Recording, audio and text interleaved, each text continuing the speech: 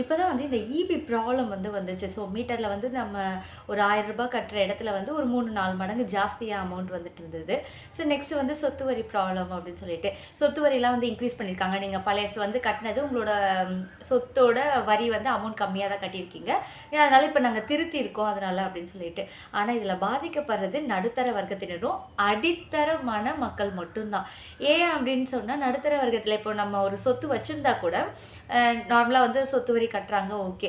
ஆனா அதுல ரொம்ப பாதிக்கப்படுறது ரென்ட்டுக்கு இருக்கிறவங்க மட்டும் தான். ஏன்னா இப்ப ஈபி ப்ராப்ளம் வரும்போது, ரென்ட்டுக்கு இருக்கவங்க ரென்ட்டையும் பே பண்ணணும். அதுக்குண்டான ப்ராப்ளம்ல வருது அப்படின்னு சொன்னா, மீட்டர்ல இருந்து, ஏன் வயரிங் ப்ராப்ளம் இருந்து எல்லாமே வந்து அவங்க கிட்ட இருந்து காசு இது பண்றாங்க. கேட்டா ஈபி ஜாஸ்தி ஆயிடுச்சு. அதனால நான் உங்க கிட்ட இருந்து கலெக்ட் பண்றோம் அப்படின்றாங்க. இப்ப சொத்து வரின்னு பிரச்சனைன்னு வரும்போது, அப்ப வரி நாங்க கூடுதலா கட்டுறோன்ற பேர்ல, மறுபடியும் வந்து ரென்ட்ல இருக்காங்கல்ல, அவங்க கிட்ட வந்து வாடகை ஏத்துறாங்க. ஸோ இந்த மாரி வந்து ஒரு ஒரு பிரச்சனையும் ஆகும்போதும், ரென்ட்ல இருக்கவங்க தான் வந்து ஜாஸ்தியா வந்து பாதிக்கப்படுறோம். லோவர் அண்ட் மிடில்ல இருக்கிறவங்க மட்டும் தான். இப்போ வந்து ஈரான் ப்ராப்ளம்னால வந்து கேஸ்லாம் விலை ஜாஸ்தியாச்சு. இந்த ஆட்டோ, கேஸஸ் எல்லாமே. அவங்க வந்து ரூ. 15 ஓட்டுறவங்க ரூ. 20 அப்படின்னு சொல்லிட்டு இன்க்ரீஸ் பண்ணியிருக்காங்க. ஸோ அது வந்து ரொம்ப சின்ன அமௌண்ட்டா தெரியுது. ரூ. 5ன்றது ரொம்ப பெரிய அமௌண்ட் இல்ல அப்படின்னு சொல்லிட்டு.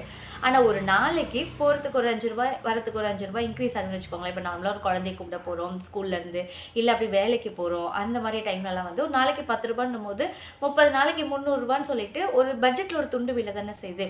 இப்போ ஈபிக்கு தனியா அமௌண்ட் எடுத்து வைக்கிறோம் எக்ஸ்ட்ராவே. ஸோ நெக்ஸ்ட் சொத்து வரினால என்ன ஆகும்? நாங்க ரெண்ட் எல்லாம் ஏத்துறோம். அந்த பிரச்சனைனால அப்படின்வாங்க. ஸோ இப்போ ஒரு ரூ. 30,000 சம்பளம் வாங்கிட்டு இருக்க நாங்க, அந்த செலவுகள்லாம் இன்க்ரீஸ் ஆகுதே தவிர, நம்ம சம்பளத்துல வந்து இன்கிரிமெண்ட்ன்ற ஒண்ணு அந்த டைம்ல கிடைக்கிறதே கிடையாது. இந்த ப்ராப்ளம் இருக்கு. அதனால இன்கிரிமெண்ட் போடுங்கன்னா போடுறாங்களா என்ன கரெக்ட்டா? எந்த ஆஃபீஸ்லயுமே வந்து கரெக்ட்டான இன்கிரிமெண்ட்ஸும் கிடையாது. ஏன்னா இயர்லி ஒன்ஸ் இன்கிரிமெண்ட் போடுறது ஒரு சில கம்பெனிகள் தான் கரெக்ட்டா அதுல மெயின்டெயின் பண்றாங்களே தவிர, எல்லா கம்பெனிஸுமே அந்த மாரி பண்றதும் கிடையாது. ஸோ ரொம்ப சஃபர் ஆகுறது வந்து நடுத்தர வர்க்கத்தினரும், அடிமட்ட மக்கள் மட்டும் தான் வந்து இதனால பாதிக்கப்படுறோம். இத வந்து கரெக்ட்டா வந்து அணுகணும் கவர்மெண்ட்டு.